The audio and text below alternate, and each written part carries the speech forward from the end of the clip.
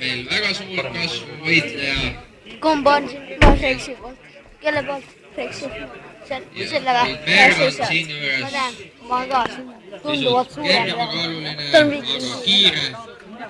Ja Treksi puhul peab veel mainima seda, et tegemist on vasakukäelise võitlejaga, mis muudab Merloni olukorra pisut keeruliseks. Vasaku käega võitleja vastu on ebamugav võidelda peamiselt sellepärast, et sellega ei olda harjunud.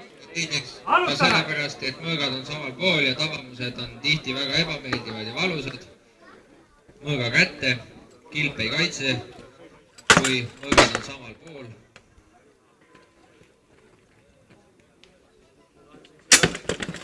Ja Treks on tulnud siis platsile oma laudadest kokku lõpunud nii-öelda autentse viikingi kilbiga, mitte vineerist kilbiga nagu kasutus teised, kuid tema kilp on selle võrra 2 või 3 korda raskem. Ja Merlon kasutab siin oma kiirusel põhinevaid eeliseid ja võidab ka selle võitluse.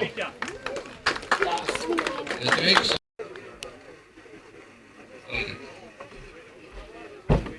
klubist Idade Varjad, klubikaaslased.